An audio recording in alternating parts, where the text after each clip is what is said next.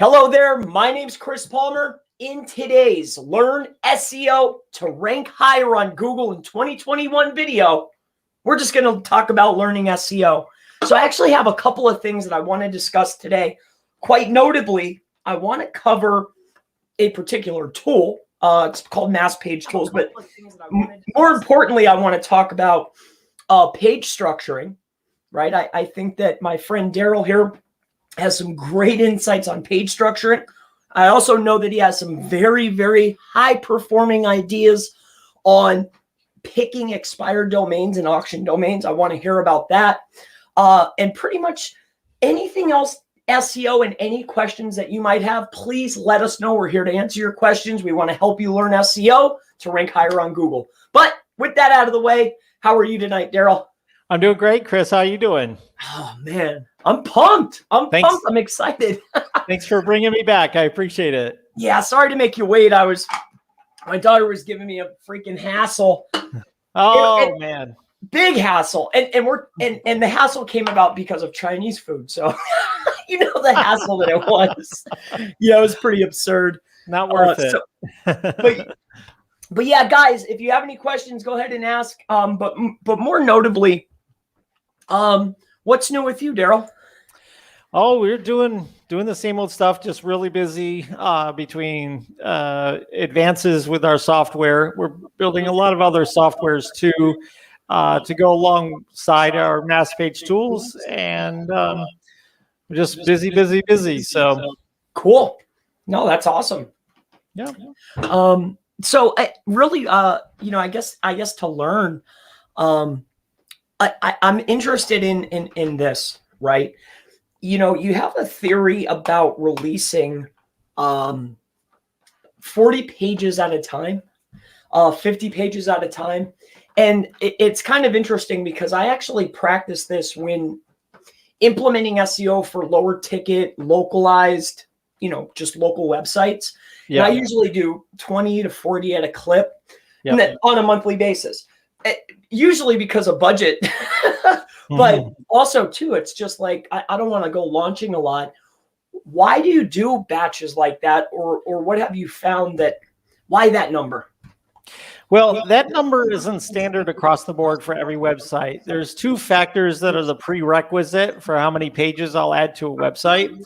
One is how much authority does it have in general, and I'm not talking just the DR and the DA. I'm talking about on niche authority. Okay, so does it have existing rankings for keywords that have some search volume, and does it have traffic? Okay, so if a site has an immense amount of domain authority on niche, and it also has some traffic, that 40 could be 80, that could be 180. It doesn't matter if it has that authority and it has a base of users coming through. Google will absorb that much easier than a new site. Even if it's a expired domain that you've brought back online, if it's been down for a while and it doesn't really have traffic and it really doesn't have rankings or authority, you have to be very careful, because adding pages can be toxic to a page that hasn't had pages and traffic and authority established. So that's from our experiments with hundreds of websites, and this is like up to date. That's where we're at with it. It could change down the road, but that's where we're at with it right now. I like exactly what you said there. So the velocity of pages is much like the velocity of link building based upon the overall authority of the website. So I can build rapidly off page just like I can on page. I like that. I like what you did there. I mean, I like that. That's a good mix. It's common sense too. And what's your stance on links when you're doing this at scale? So if we're building sites that are massive, page, right? When we're building links, are we building to the homepage so power trickles, or are you individualizing your power? What do you do? So it seems to work better to have inner pages that are sort of yeah, category pages, things like that kind of bridge out the branches of the site to get some links going to those, and then any like existing links that are going to the homepage. Of course, I'm going to juice those up.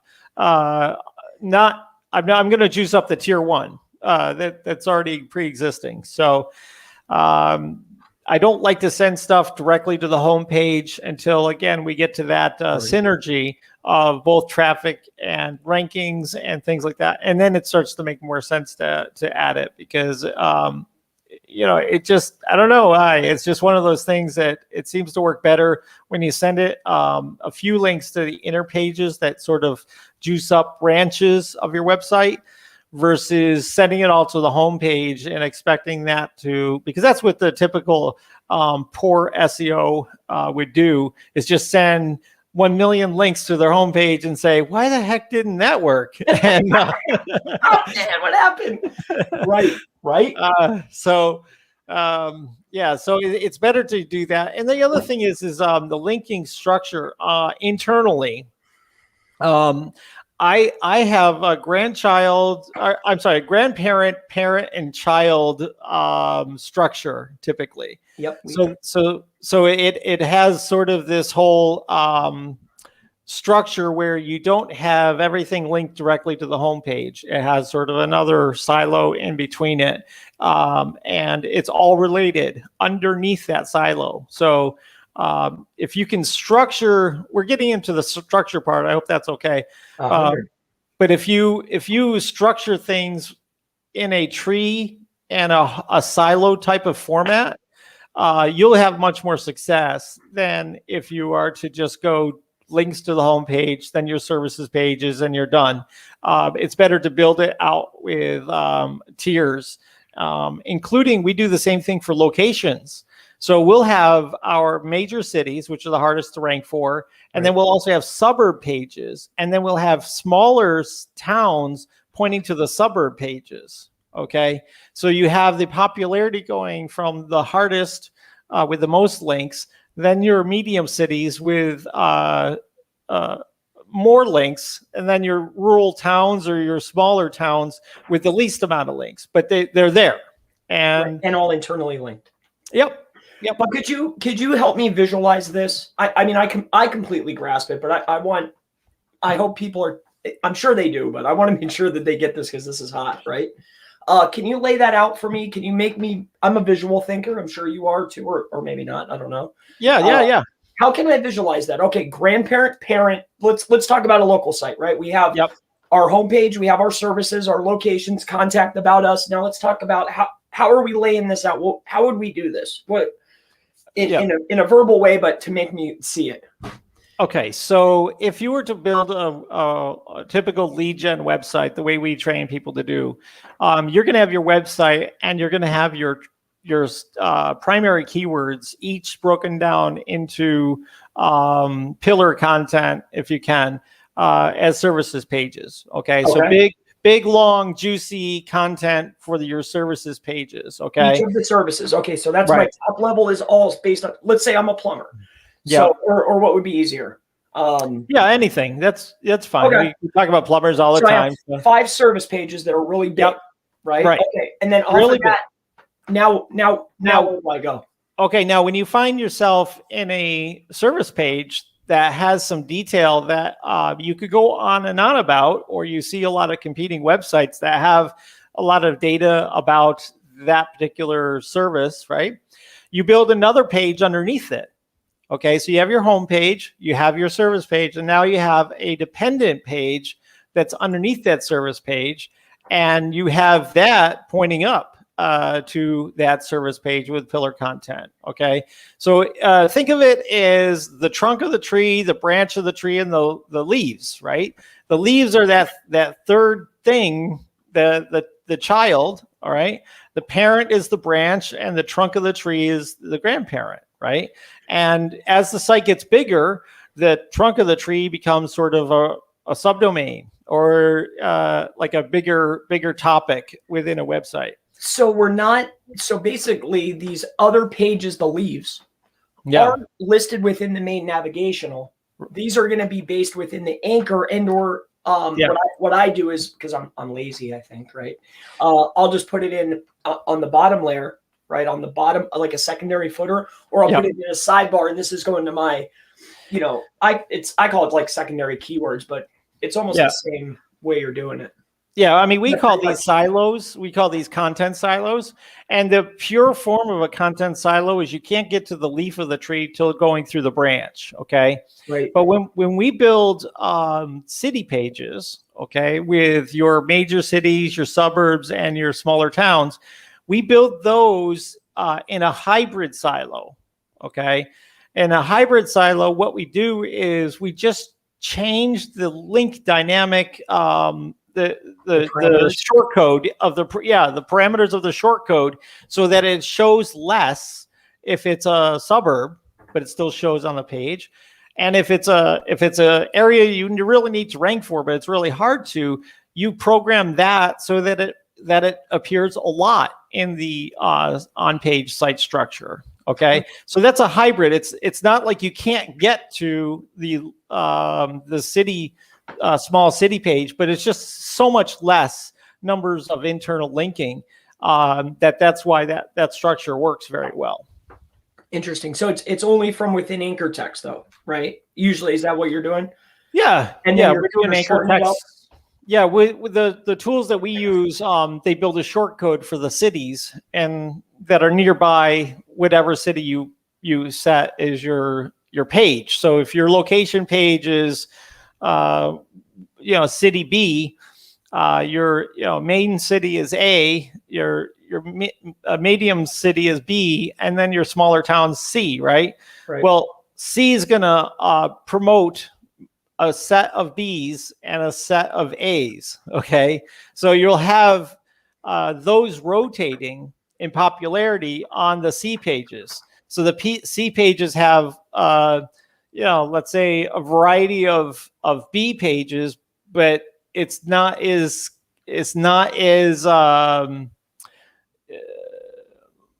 numerous as the A pages. The A pages have to have the most links. The B pages have the second most links, and the C pages just get what they get. It's sort of that, lowest level. It reminds me of a floating silo in a way. I like it. What's that? Yeah, I like that. That's a floating silo. Yeah, that's what I call it. Yeah, that's what I like. Yeah. And then you called it. What did you call it? The grandfather.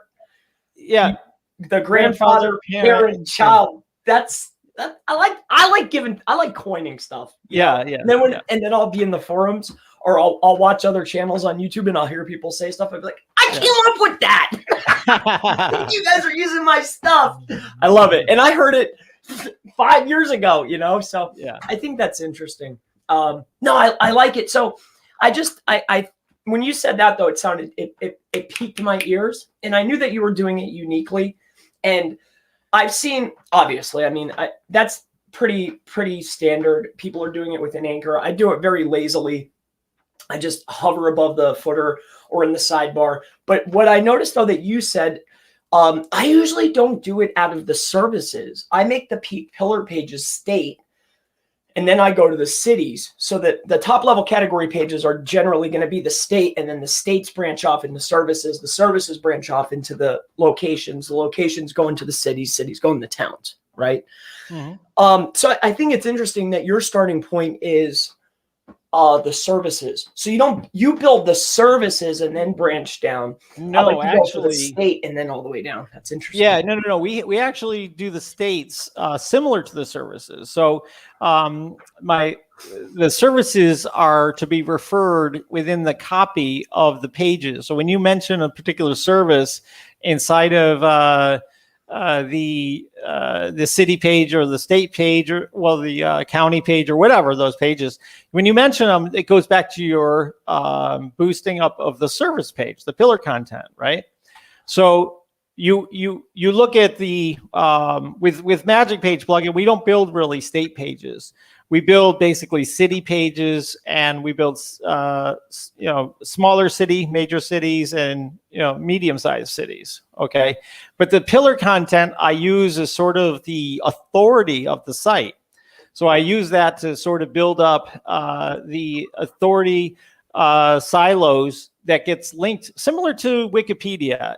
If anybody's ever been on Wikipedia, you see how the most popular topics, if you did a screaming frog on an entire Wikipedia, you find the thing, that it would take weeks, but you'd find that the inner pages that have the most popularity, right, would probably be the ones that rank really well, right? Because they have a lot of those inner pages linking to them, right? Just a scenario. And when you're building a local lead gen site per se, okay, you want to make sure that you have something of substance to take your city pages or your landing pages to point to those pillar content that have really great content and things like that.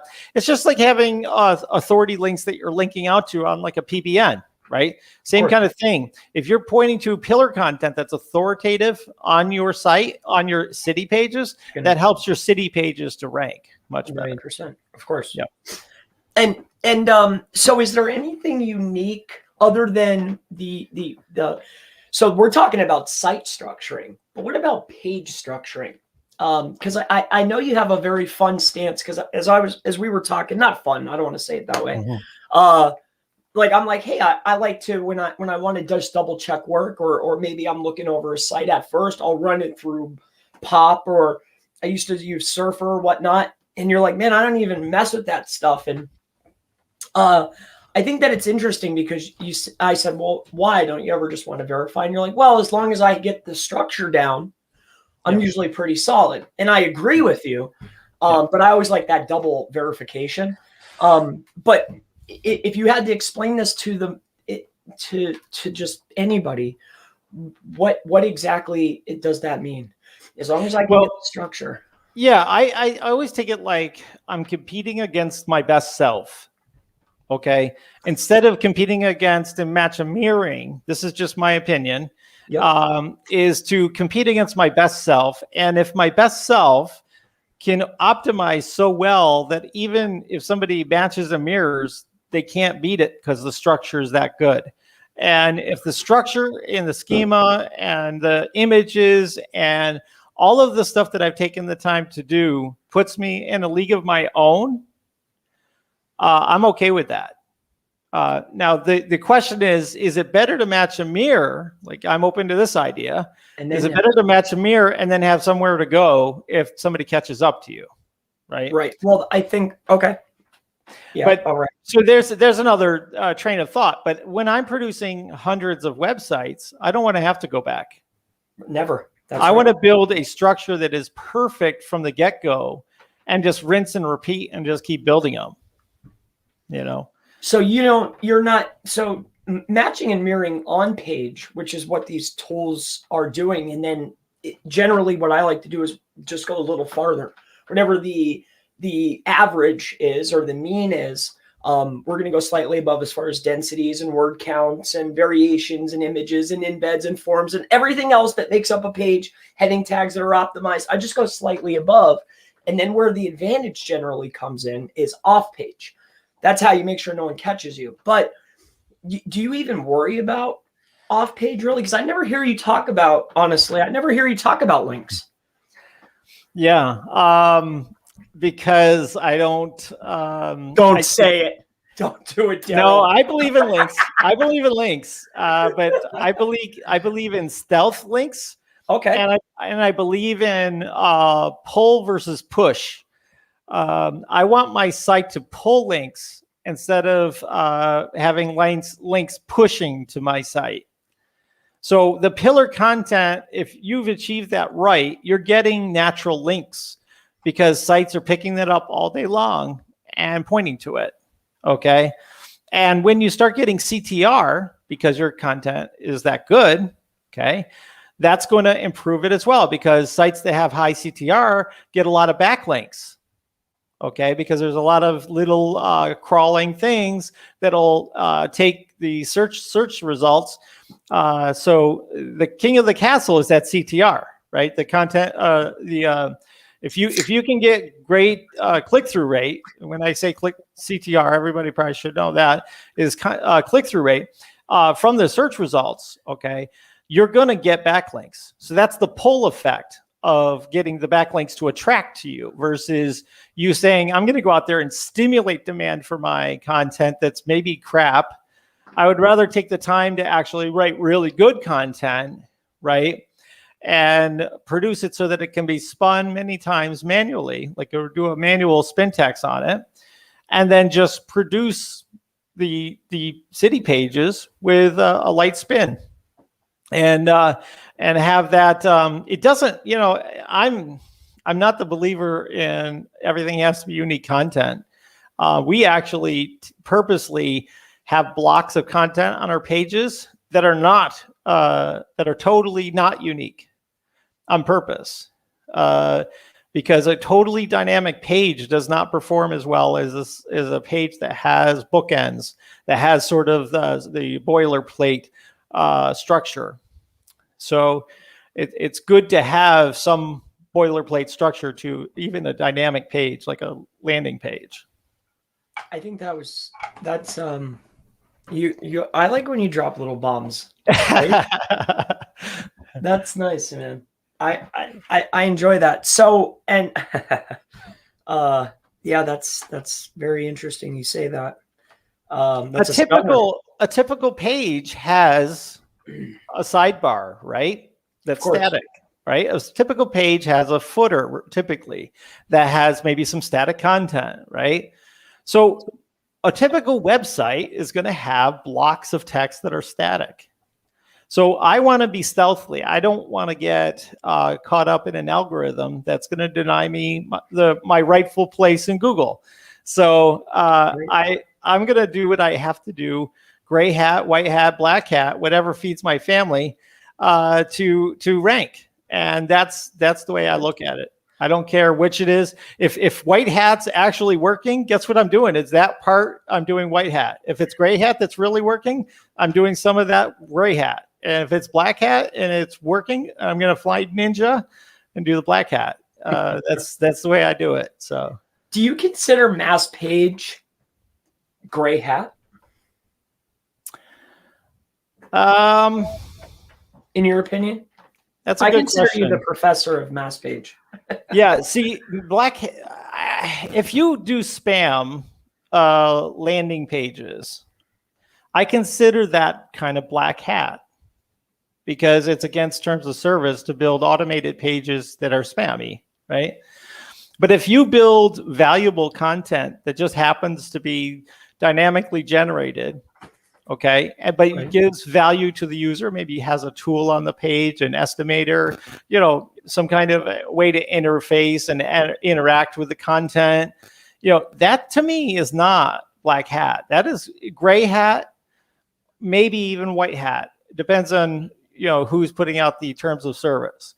So you have to say, okay, even pay-per-click performs better with landing pages that are dynamically generated. So how can that be totally black hat to build dynamically generated landing pages? They want you to do it for your pay-per-click. They want you to. That's why the canonical's in place. Right. Yeah. They want you to make 1 trillion pages. Of course. Right. Yeah. Right. Yeah. So to me, I look at value. I look at, okay, am I producing value for the end user? And are they looking at another spam piece of content, which is 92% of the internet spam junk? I don't want to be in that 92% of the internet. I want to be valuable. So, well, I have to go back, right? Because so you mean to tell me? So I assume that you're the type of niches you go into. You're not doing plumbers and roofers. You're not doing taxi cab drivers or I can't think, chiropractors, doctors, lawyers, real estate. Do you do that kind of stuff? Because what blows my mind is you said that you're not trying to stimulate. You're not building links like you're not going out and buying guest posts or whatever the case may be. No. You're literally looking for actual people to actually link to you. That blows my mind because I probably haven't done as many sites as you. I mean, just, I'm 36. I don't know how old you are. I'm sure you've built more than me, right? Yeah, 48. So I built a lot of sites, man. And I can almost like never get links from, like, if I go work with Joe's roofing contractor down the road, I might pick up some links, but the chances of me getting any links are like slim to none. I'm baffled by how, where, when. Well, first off, I like high ticket personally. Okay, so if the lead is worth, over 10K, I would look at it. But if it's not worth over 10K, I'm not talking the price of like selling the lead, but the value, the value of the service, right? The value of what we're selling. So that's the first point. So because the thing is, it costs the same amount of time and effort to write content and build a website for a lowball lead, okay, right, as it does to work toward some really high end, $100,000, $200,000 leads that could be producing, substantial amounts. So the way I look at it is we build websites with our tool very, very quickly. Our tool is Mass Page Tools. We build the sites very, very quickly just to throw 50 darts at the wall and to see what Google engages with. And we track everything so that when we start to see rankings on the same content on this domain versus another domain, we study it and we say, okay, we're going to double down on the one that Google picked as its favorite. Okay. And then from there, you start building that pillar content. You start building more and more to it. Google likes to see you building more and more into your websites. Okay. So we have this sort of 30-day window where we throw the 50 darts to the wall, see what happens, verify and find which one ranks, then take that 2 or 3 sites and really refine it. Spend some time, make it look nice, make it super optimized, things like that you can do to try to double down on it. Okay. So we don't pour everything into the first bunch of sites. We basically want all things being equal across those sites. So that way we can see which one, which domain really has the most kindness from Google. Right. So when we find that site that Google seems to like, then we'll go ahead and put that on a project to expand it out and to go further with it. And that's so true. I've talked to other guys and they don't, newer gentlemen and maybe a few ladies, but mostly gentlemen. That's so true. Like I do that with content. People frown on that, but some sites they just do better. Yeah. Isn't that so true? But that doesn't get to how do you get in the links though? Well, the thing is the pillar content draws in the links, okay, for 2 reasons. One is it comes up in searches regularly, right? Bloggers that are looking to relate to content that answers a question will a lot of times outbound to a link that they feel represents the quality of the content they're willing to.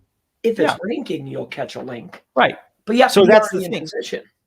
Right, exactly. And that's the goal. The goal is to not go after overly competitive niches with too many sites in there. It's good to say something where you can go to number 1 or 2 or 3 in your first iteration, right? So you get to your first iteration, you're going to hold your spot.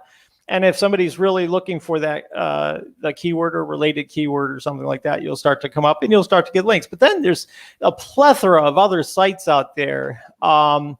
Your Alexas of the world that basically regurgitate people's web pages and say, here is a site and this is the internal linking. And here's the, all of these different site comparison tools and all of this kind of, similar sites. And you know what I mean? If you look at your backlinks profile, the more you rank, the more of those you get.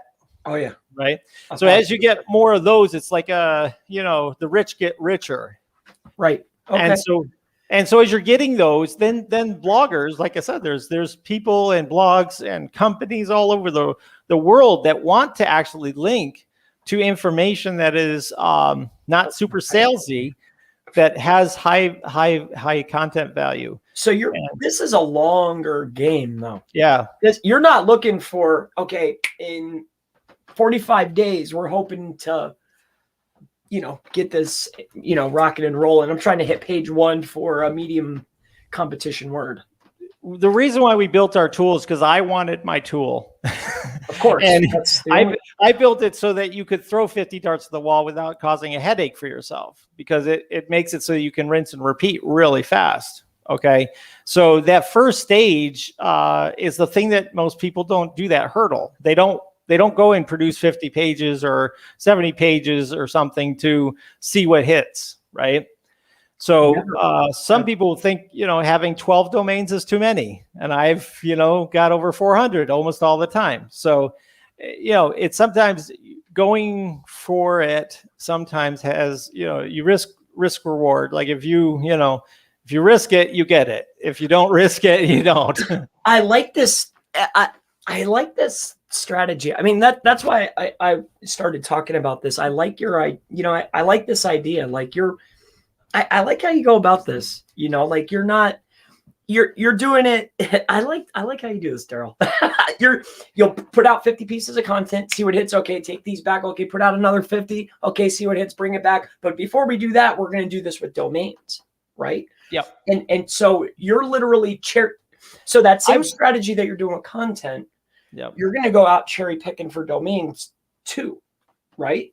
That's correct. So then I'm buying domains, and if they don't hit, I'd get rid of them. So they don't last long if they don't hit after a while. I'm looking for Google's kindness. 100%. So it's almost like I won't take a client if they're not already pretty much in position. It's almost the same thing. You're not, unless I'm in easy position, you're like, I'm good. We'll just move to the next one.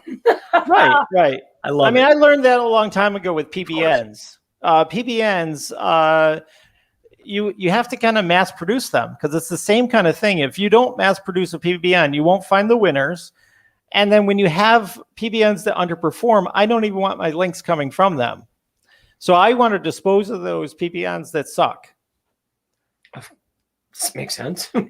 So I don't waste time. I probably, delete, 100 domains every half a year from my collection. And I want to touch on that. So domains. So I know that because of your content strategy, I'm trying to take them through easily here. Because of the content strategy, which is at scale, and we're looking for the best pieces to be able to get in position faster, we have to start with the domain. So when we're looking for domains, are we looking, not as is what I mean by we, are we looking for auction, or are we looking for expired, or does it not matter? I do a mix of both. So I go after brandables as part of my mix. I go after domains that, as we did a video a little while ago, using Wayback Machine, and we find domains that were expired but still have backlinks. We go after things from expireddomains.net. But what I don't get focused too much on is just the third-party numbers. Okay, because what I want is a sample, because I don't have Google's database, and neither does Ahrefs or Majestic. Nobody has Google's database to know exactly what they think of the value of a particular domain. And when I'm sending any kind of research, I'm doing a research, I'm going to send similar content to multiple domains in a mix of different methods that they were achieved by. So then you're throwing literally darts at the wall. You're not throwing what you think is the framework of what a potential winning dart would be. You say, I'm going to throw a bunch of them, and I'm going to see what happens, just because it's a random sampling. And with that random sampling, we are very surprised sometimes we'll get a fresh domain that'll perform as good or better than one that has existing backlinks.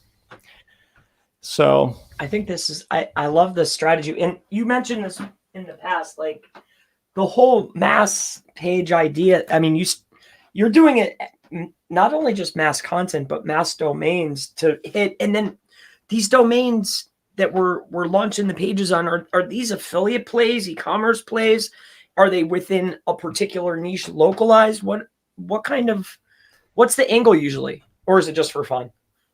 Are you Some talking about for fun. the niche we're talking about? Or? Well, because I don't need to know the exact niche, but if we're buying domains at scale and launching pages at scale, what are we doing it for? So we're doing it to get a return from our efforts, in that we have organic keywords ranking. We have affiliate, for e-commerce, like lead generation mostly. Okay, so local. Yeah, I haven't done rank and rent, which I probably could do very easily, but I like lead generation because we can charge big dollars for high ticket. And then that doesn't have to be local. I mean, that could be anything. So you're looking for lead generation potential for high ticket items. And then we're looking, cherry picking domains, the best, running them through your system, your process at scale, and seeing, hey, can I get, when I launch these 50 pages, can I get 5 or 6 or 10 of them to hit instantly? Right. Does Google like them? And if not, okay, ditch that domain. Okay, next. That's pretty much, that's your hustle. That's your process. Right. We will do it with different locations. We'll do it with different locations, right? But it's okay because we want to have a variety of content on the pages. But with our system, you rinse and repeat. You just change the location data set of where you want to have your city pages come up. One day you're doing California, the next day you're doing New York or Florida or whatever, right? And so you build a whole bunch of these sites. But within a look at Ahrefs, you can quickly sell in 30 days without running Google Analytics, without doing Search Console or anything like that. What exactly is on average happening on these pages? Are they getting more backlinks? Are they getting, so instead of using it as a competitive tool to check competitors, I check my own tool, my own stuff with it. And I use it as an opinion about how well my sites are doing in the wild. And because a lot of times when you first put on a site in the first 30 days, you don't know it's going to rank.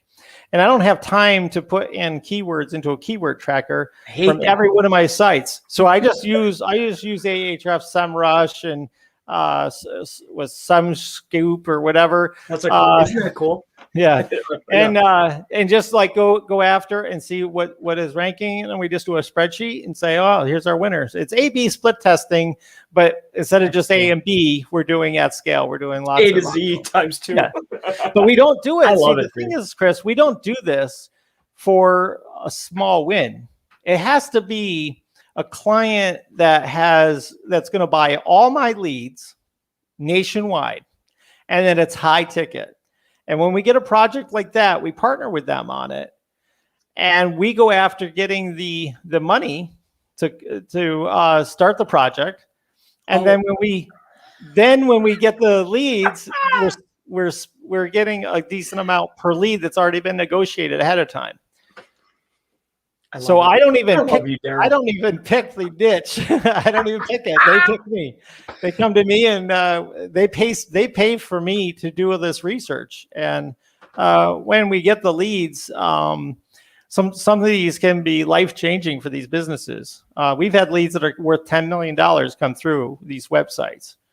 That's awesome. I love it. And speaking of the tools, right? I know there's one in particular. I was talking to Jody and Sean about it. That leads detective is pretty sick, right?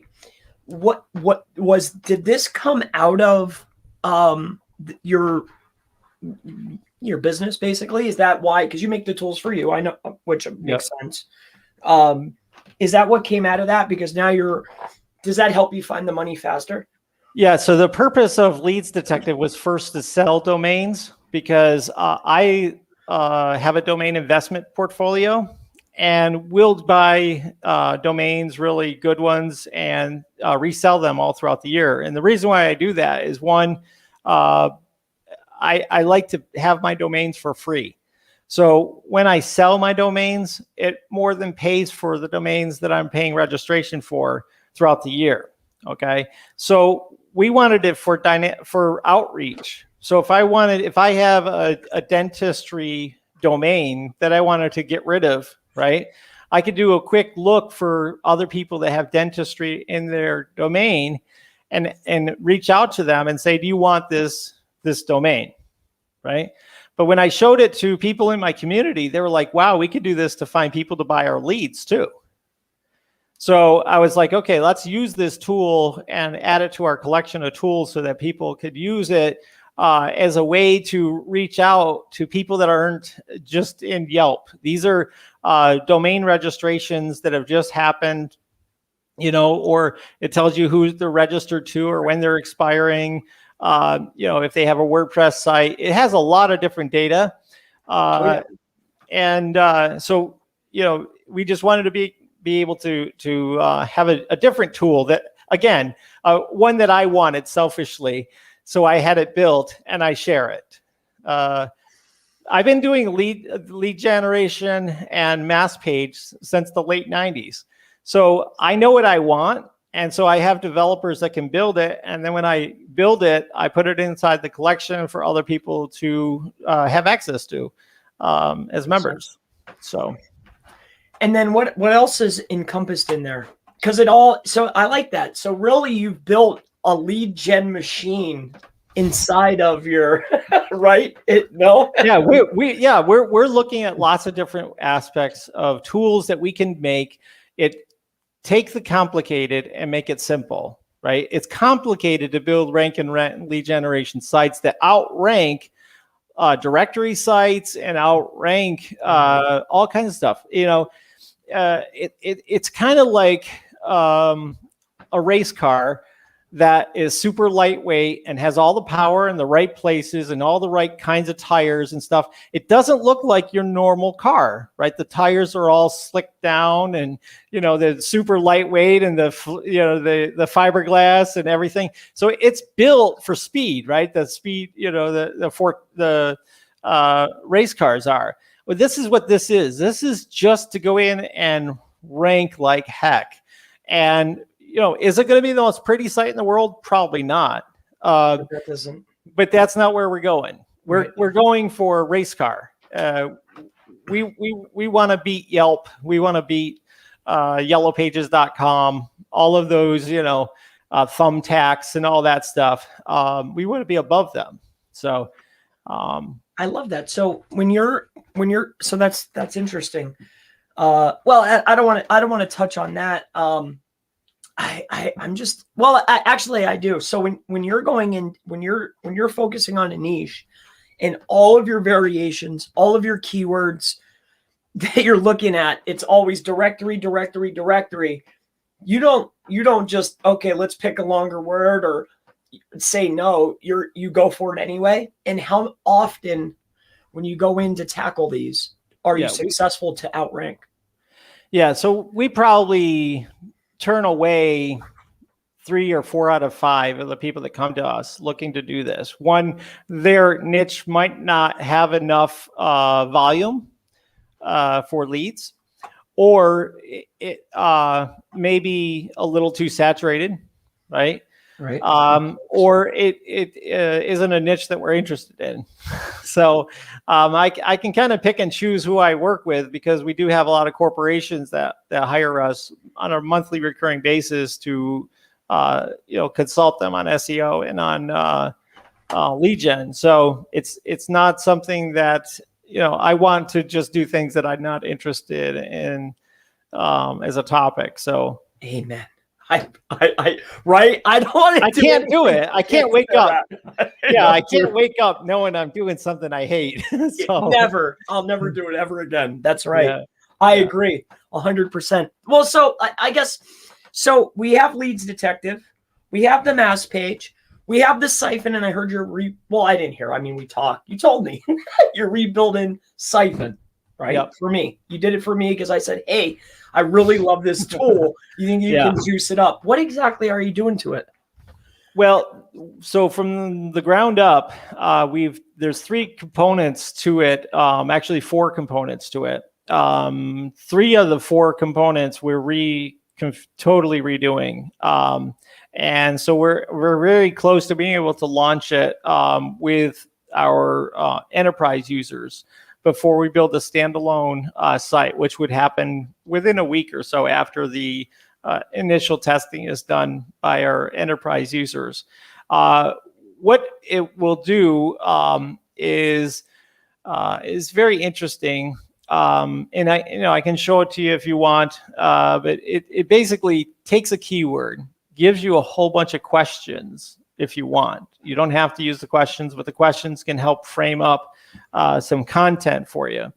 You click on the question, and it'll return a bunch of URLs that rank in Google for that question. Okay. So that stage is that first stage. Then the next stage is it's going to scrape the content from all of those pages, or as many of it as it can. And it'll give you the option after it's scraped it to either summarize it or rephrase it or do a combination of both. Okay. So it uses NLP, and it uses some translation tools that Google gives us, and it uses AI to rephrase. And so what it does is, in the end, it creates basically totally different content, not like spin text will do. This is like totally different. It'll pass the copy escape in most cases, and it will, if you put it directly into Google in quotes, nothing will show up for it. And so let me catch this straight. So basically we have a tool now that's going to go gather up all those questions, kind of like when I click the box, but better than that, it's going to go to all those sites, grab a snippet of it, bring it in together, right? Mm-hmm. Redo it, make it really good, really unique. Yep. And now give me not only the structure where here's the headings here, because you're answering the questions, but it's also going to fill in the content for me as well. Basically. We don't have the headings in there. Oh, that's a great idea. I might steal that one. But we could take the question and put it in as a header. Of course, we could do that. But basically, there's a little bit of assembly work that you need to do once you get the output. And you need to just clean it up. And there's going to be some stuff that won't make sense. It might be a competitor's phone number or whatever. But with our tool, our mass page form, you can take that content and then you can go ahead and put in our tokens, where you want the company name to be, where you want the phone number to be, where you want the adjectives to be, all of that stuff. So then the next time you fill that form in, my form, right, you can rinse and repeat in a matter of seconds a wholly different website based on changing the data at the top of the form. Which is a whole new location. Right? Yeah. I can take something in and I love it. Yep. And you can do it if they have a GMB, or even if it doesn't have a GMB, you can do it. And you can try to get a GMB later for that particular address and location.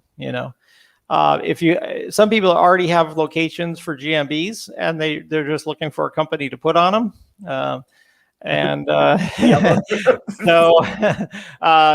they can always do that.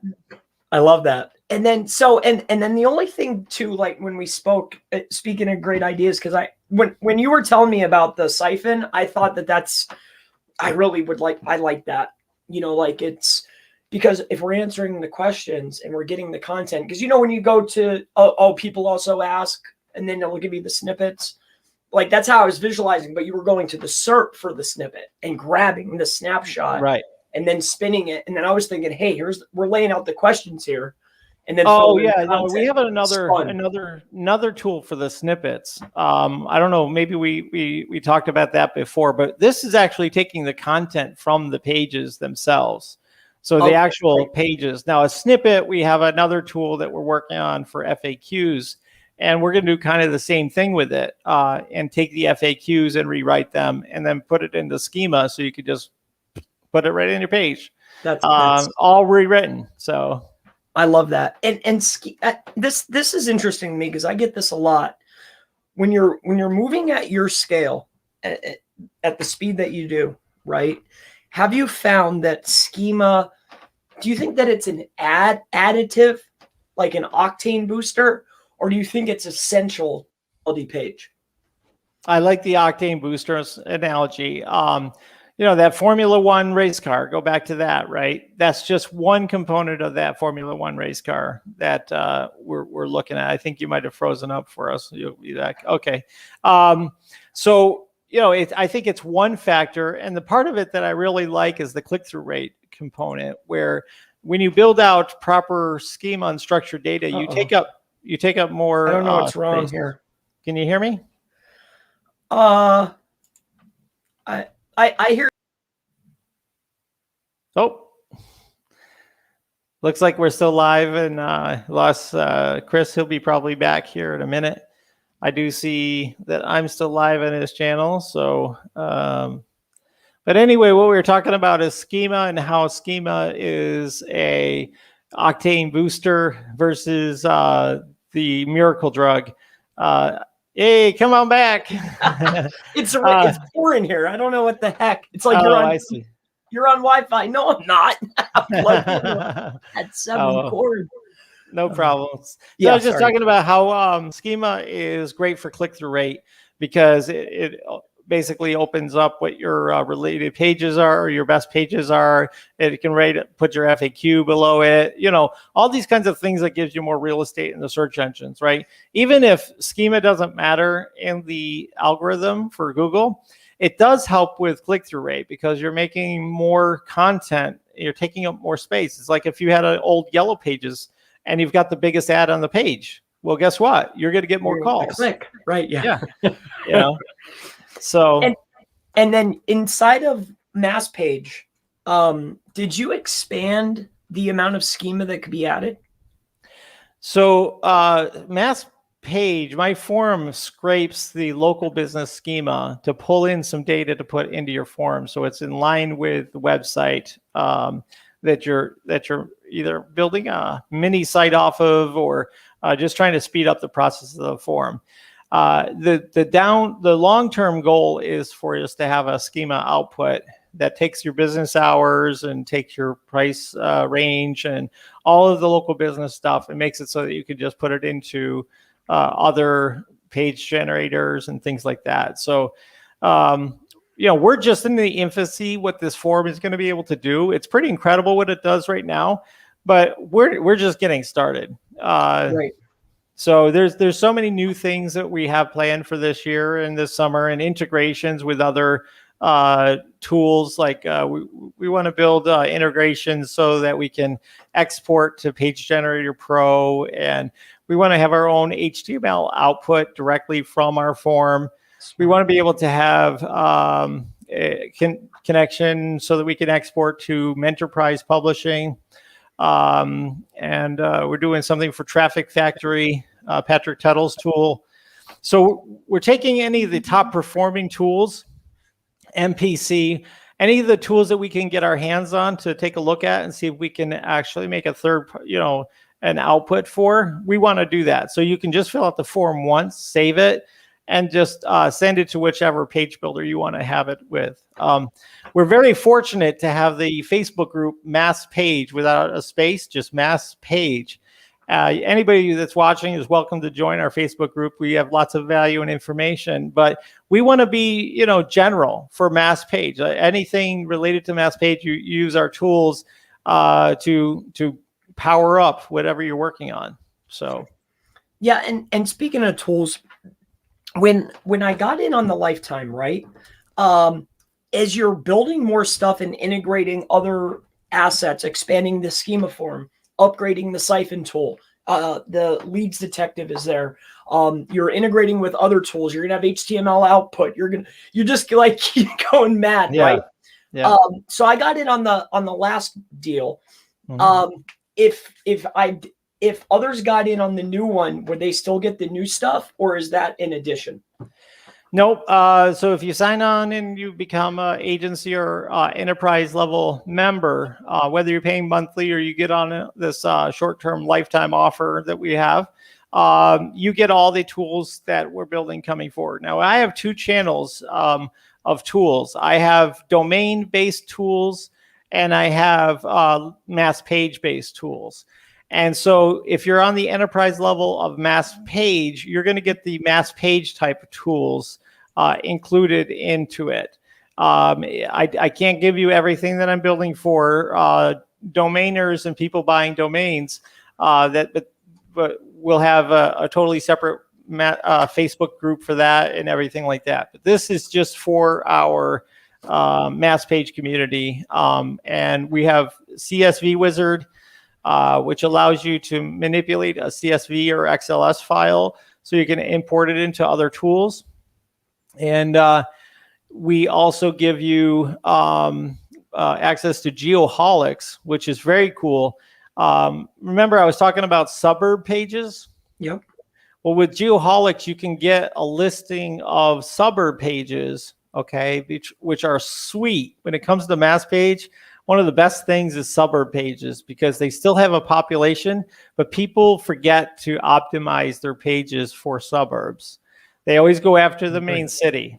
And so it's a great way to grab really great traffic because people don't type that in for the beauty pageant like they do like the big cities and the like New York SEO, right? Yeah. You know, who has New York SEO? Let's look at that. You know, how many searches are just SEOs looking up New York SEO? That's it. But what about Bronx SEO? You know, Right. You know, is anybody thinking of that one? And building their web pages for that, you know? So yeah, so that's the whole idea is Geoholics allows you to grab access to trending areas, just zip codes in general. And it just makes it so that if you build a mass page site, you could build 200 of the most appropriate pages versus 10,000 pages, and you water it down with a lot of stuff that doesn't really get you traffic. So and we help you with all that. So let me touch on that. So I think that's good info, right? So if I'm aiming for I want to hit for New York, right? New York SEO. I'm always going to build out all those boroughs. Well, that's about them because it's like boroughs or whatever. But if I have a main city, I like to hit all of the little towns, not all of them, but anything that is generating any type, even if it's 100 or 40 or 50, I'll go build out pages just so I can create more authority and link up to the main city page. Right. So I think that's interesting. So when you're building out yours, do you only hit the ones that have any type of volume or do you just whack them all?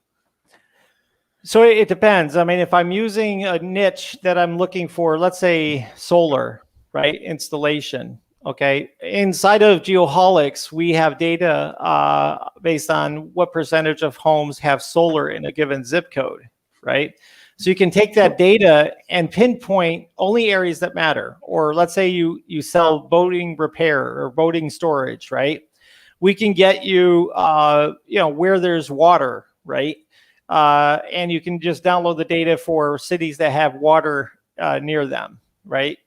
So you can build websites that are really targeted toward that. Whereas if you just did a normal database, you would be in the middle of nowhere doing boat storage, and it would be, kind of pointless. So Geoholics was built really for mass page to be able to pinpoint really specific areas to build out your websites. So you don't go and target every place and have a bigger page a bigger site than you need to have in order to get your target. I like, and I'm sorry to jump around, but I as I'm thinking about what you were talking about, domain portfolio. Yeah, I like that. That just sounds cool. So a domain portfolio. So these aren't necessarily built sites. These are just domains. Yeah, domains waiting to be built or sold. And so I have them up for sale until I'm ready to build on them or sell them.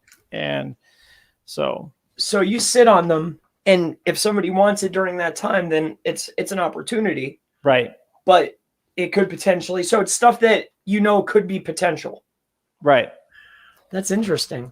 And then I want to ask you, because I know you have a lot of experience. I think it would be beneficial to others. So what you said before, and I found this to be true too. So with these expireds, or with the expireds, even if the metrics are super crazy, right, or auctions, they're still hit or miss, right? Yeah, so true. How often when you're let's talk about expired, right? Because the auctions, I like the auctions, but the expireds, how if you buy 10 of them on generally, would you say that 3 of them are going to be?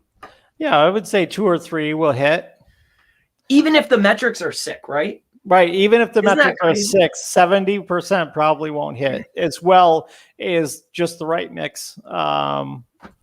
Yeah. Are you looking at referring, when you're looking at them, when we're looking at metrics, I don't necessarily look at metrics, I'm looking at referring domains. So are you looking at what's the anchor text coming in and the referring domain count?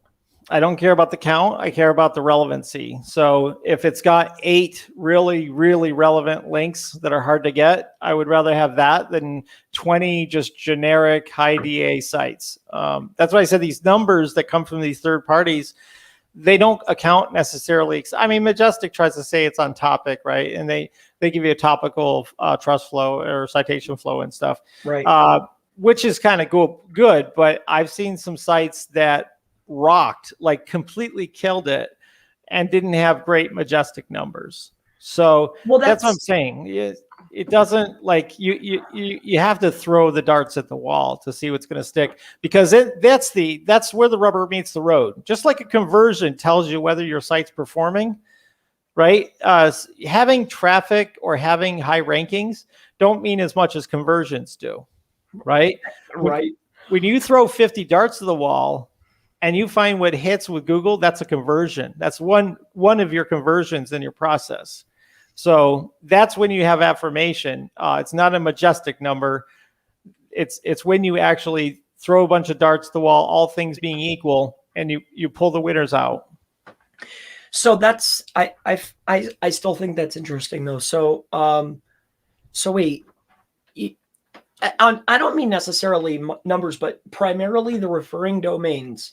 So you would much rather take a domain you're looking at that has, let's give it 20 highly relevant quality links, right?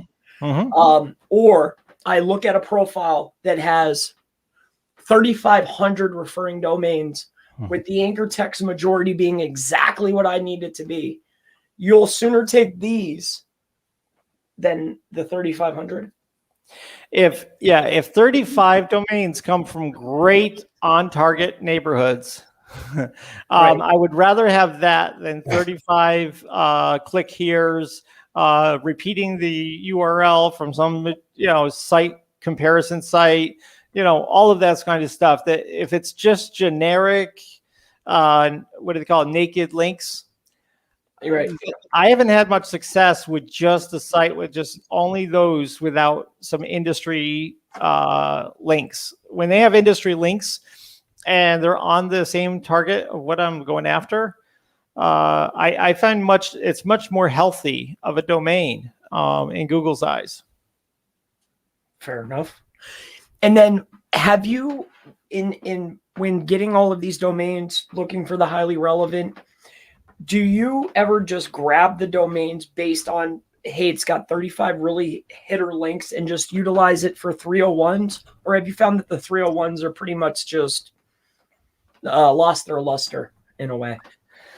Yeah, I haven't done 301s probably in the last 3 or 4 years. I haven't had a dramatic amount of impact from them as I used to back in the day. I don't know.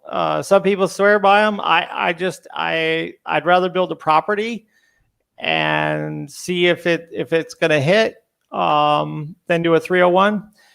And if it doesn't hit, I'm afraid of it. I don't want that linking to me because it's quality over quantity. And if I could get something that Google absolutely loves, well, think about the front page backlink that could get me. If it's coming from a site, a tier 1 that Google really loves, that's worth more than 3 or 4 sites that I just can't get to rank well. And that's why I say I don't like toxic PBNs that have like zero impact in Google. I don't care what the trust flow is. I don't care what the domain authority is. I stay away from it. Yeah, fair enough. So I guess, to talk about something fun, I know that within MassPage, within Facebook, you guys have it's an experimental group, right? Mm-hmm. Where you're running experiments. Is there anything cool maybe we can discuss or digest? That's maybe something that you found recently or saw or anything like that? Right now we're running a test with comparison SEO sites. Like, those sites where you put in, you want to see what your SEO metrics are. Yep. But we reverse engineered a list of 140, and then we went and did a spreadsheet of all of their statistics and numbers, including their visits, their trust flow, citation flow, everything, right? We put it all into a spreadsheet. We gave it to the group, and we're testing it on safe sites to test it with, to see if sending a site or to some very high domain authority SEO tools, like for testing your pages that kind of have related pages. I'm sorry. It has recent searches, and it just shows them. I can give you an example of one. We have one called websitegrade.net, and that's one that I picked up as a script from Code Canyon, and I set it up on my domain. And I decided to take the code apart to see what other sites also are using that code. And so we did that, and we did an evaluation. That? Yeah, go ahead. What's the name of it? Websitegrade.net. And what I liked about this script is it also had, that's it. It also has, so it tells you, if you go ahead and put a domain in there, and it just will return you some results as long as you don't put a swear word in there. and you go ahead and click the robot thing. Okay. Conversion AI. Yeah, that's my affiliate link. Everybody's doing conversion AI because I know, that's why I'm running from it. I was like, wait a minute. I was like, I'm out of here. I don't want to know anything about it. Yeah. Always. I don't know. When I start hearing a lot of chatter about one single thing, I get frantic. Yeah. But anyway, I had to put something on there. So this is going to go through, and this is on my server. It's nothing to it. It's just a script. We took and we did a research to try to find the best of these all over the internet. And we took down their IPs, country, the language, all of the different factors related to each of these domains. And we put them into a spreadsheet so you could do filtering. So if you're looking for something with high page authority, you could go ahead and grab this. Now, these are not relevant on the topic. So it's still experimental, right? But if you go down below, we've actually had some decent results with just getting some backlinks to some of our tier ones with this, boosting up our tier twos. Because if you go down to the bottom, there's internal links in there, and it juices up what it scrapes from the website as internal links. And the way we build our site structure, hey, nice page speed score. Well, it's HTML. It's just straight HTML and CSS. So yeah, if you go down to the bottom, you'll see there's inner pages, right? I think there it is. Is that it? Oh, this in-page links? Yep. So you roll over those, and you'll see in the lower left corner that those are raw links going directly to your site. Not sure if they're don't follow or what, but right. So to me, I'm like, okay, this is a good way to index, and it's third party. Anybody could have put my thing in there, right? Right. So I figure, what the heck? Why not use this to kind of get some activity pointing to some domains that I don't want to go out and spend the time to backlink. So, okay. So, and this is an experiment that we're doing. So so this is kind of like a lot of these, this is like building, this is going to create a page now, right? Yeah. Yeah. So if you go up to the top where it says recent sites, it stays in there. So you'll see your domain is there. It's the second one in. So if you go down through the paging, you'll see that it's somebody else is trying it out too while we're talking about it. Yeah. And so it would give them links as well, and it'll just keep going page by page by page. Dude, I'm smoking everybody on speed here. Blowing everybody out of the water. I got a 99. Yeah. I'm actually mad I don't have 100. That site has nothing. It should fly. So this is cool. I like this. So this is something you're playing with in order to. So this is interesting to me. So I'm thinking of this for something else. But so this is another way to build links, basically, is what you're getting. And it could go the other way, the dark side. Because you know why. So some of the sites that we've researched have spam and stuff that you don't want to be associated with. So before you go ahead and put yourself on every single one of these, the reason why we didn't build an automation tool to do this, we could submit these through an automation tool. We don't want to do that. We want to check to see what neighborhood we're coming into before we do that. That's why I do the CAPTCHA on mine. Wonder who this is.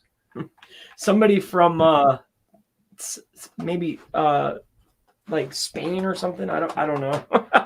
So I think this is cool. It's a neat little script. So that's a cool idea. Anything else that you've been testing maybe with MassPage? There are some things that I can't really talk about because we promised the people inside the group we wouldn't talk about them until we've proven them out. But we do share them with the rest of the group once we've proven them. We call it the labs because some of the stuff that we're working on is experimental and could be dangerous for yourself if it isn't really proven out. And some of it is just to be experimental. It's not meant to be used in production on a customer site. What's the somebody asked inside the chat? I'm going to run through some questions if you don't mind, Darryl. Sure, yeah. Okay. But somebody did ask, what was that? What was the URL again? That to that site, or you don't want to share it again? They can watch the replay. The one that we just did. That was that's websitegrade.net. Websitegrade.net. So I'm going to start up here at the top and run through some questions. In case you guys didn't catch that, Darryl's willing to give a lifetime offer right now for the expansion of his tool. Looks like 3 days left. So wait, is that a real countdown, Darryl? Yep, that is. Yep. Oh, it is? Okay. I always hate that too. I always feel like they're trying to get me, and then I'll come back just to see. Yeah. So cool. So mass.page/Chris. Oh, you gave it Chris. I like that. That was nice of you. Thank you. Mm-hmm. So let's run through these questions. Sorry. So Theo says, hello, Theo, my main man. He's doing good. He's been doing good work. I had the pleasure of speaking with him not too long ago. Tommy says hi. Oh, let's make these big. We're going to go to banners, or not banners. We're going to go to brand, and we're going to make these. Should we go block? Bubble? Bubble's kind of cool. Default. I like default. All right. Default's big. Yeah, I can see that. Let's go default. Okay, let's stop sharing my screen. We'll do it this way. And then here we'll make our heads real big. No. We'll go small. All right. So Nick. I'm that ugly. Rich. Hey, nice to see you too, Rich. Good to see you. So facts, guys, if you have any, and gals too, everybody, if you have any questions, please. Darryl knows a lot. That's why he's here. I like to talk to Darryl. So if you have questions, ask. I'm sorry. We went to, like it's a zoo or whatever. It is a zoo. It's a sanctuary. And like little Chris was running around and they're yelling. I was yelling a lot, like, get over here. I can't talk now. Facts Under Fire says, do social signals still help SEO and ranking? So that's, so, I mean, if we're looking at what we're social signals are like, if you have a real authentic site or real doing something, generally social signals are going to come up, and they're really good for link building, right? So before link building, it's going to validate the link building. Real sites are generating buzz, which is a social signal. So right. Are they going to help for ranking?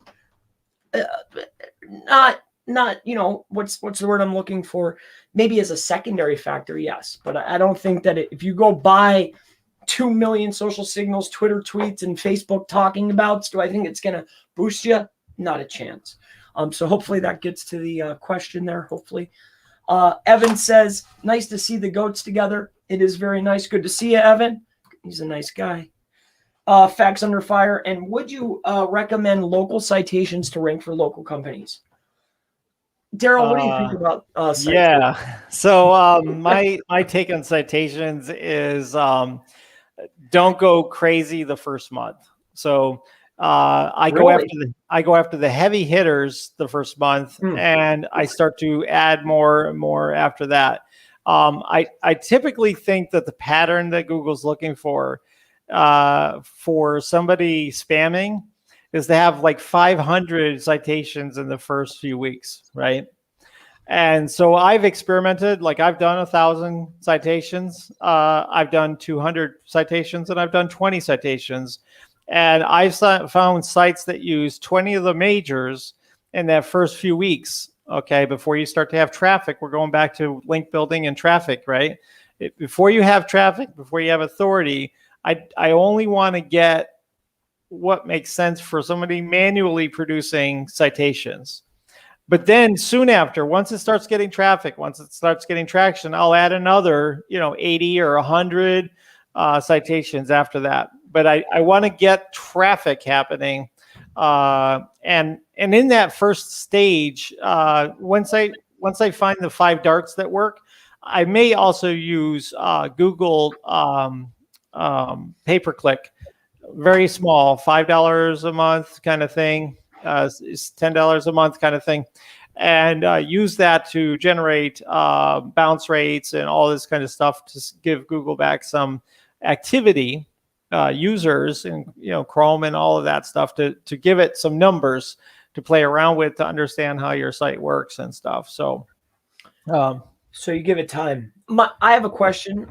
So how do you handle a multi-location website when dealing with citations and directories? I would almost come to you to ask that question, because I have my answer. Yeah, I have. I think I've asked that question to you before because we just had one of the companies I work with. They just moved their building, and I think I asked you, would you go and correct all of those, or would you go and spend the time just building new ones? I'd just build new ones. I'd build on top because Google's going to take what's fresh. Yeah. Yeah. So people going to the wrong address to drop something off, is that a problem? Well, I mean, that's entirely different. I mean, we're talking, for me, it's ranking or, would I go and try to correct all of, if I could, I would. But I mean, if there's no chance of me getting in, I don't have the logins, I don't have the passwords, I'm not going to be able to get into those accounts. I'm just going to go build new. I'm going to build fresh to the new location. That's always what I'm going to do. And then resubmit to the aggregators. Because once I could get the new stuff built, go to the aggregators, the top 2, I'll pay for the both of them. I usually never have any trouble. But to get back to the locations, though, when you have multiple locations, do you build them all to the homepage? Or Google ranks pages, not sites. So do you build each location top level category page, or all to the homepage if we have multiple locations?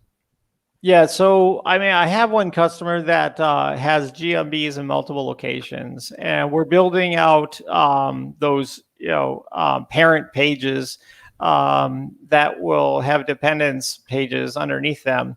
And so those parent pages we have going right to the GMB in the GMB address. It's just a / and that city. Yep. And so that's how we're doing it. We're just building interior pages off of the strength of the root domain. Interesting. And then so off the page though, are you building them into the subfolder pages? Or when you build new citations for the new locations, are you even building citations for the new locations to the Yeah, we are. We're building citations for the new locations. You build them in or to the home page? No, to the city page or to the franchise page. Exactly. So yeah, right. That's exactly what I do. And I was getting a lot of heat for that, like telling people, hey, if you have multiple cities, take advantage of it. Build them in. Yeah, take advantage of it. This makes me want to touch on this too. So when we have multiple locations, and I know you've done lots of different sites, and I'm sure you've looked at this. When you have a place, let's say we're going state by state by state by state, do you like to build this way, subfolder, or have you ever tried subdomain? And what would be the advantage and why? I mean, I know what the advantage is, but have you tried it the other way, subdomains? Yeah, I mean, I have. To be honest, most franchise companies do it as a folder. So I look at that model as the typical versus a subdomain. So the thing is with a subdomain, you're kind of a little bit lower. Yeah, you're lower in the power of it right from the get-go. So you're kind of starting from scratch. If everything on the location is the same information, it's the same topics, the same service pages, all of that, I would probably just leverage the power of the root domain to give power to that parent page, and go that route versus the other. Now, if it was a different topic, for example, if you do heating and cooling, but you also do plumbing, I would prefer to have the plumbing as one subdomain and the heating and cooling as HVAC or something as the other subdomain, just because it breaks down the topicality of that site in a silo structure, and it doesn't cannibalize your relevancy. Makes sense. I find that you can get away with about 2 or 3, maybe 4 subtopics on a website before you start to water down your success rate. So, and then that's quite interesting. So would you go and just build a whole new, if we have something like, I like that example, the HVAC, would you water it down, maybe build it to, or usually like say for me, maybe I would go subdomain or build an entirely different website. You'll go 2 or 3 basically separate categories, or would you take them to a subdomain, or would you push them off to a new site? What would you? Depends on how different they are. If they're related primary keywords that are related to the total general keyword, then I'm fine with it being on the same root domain.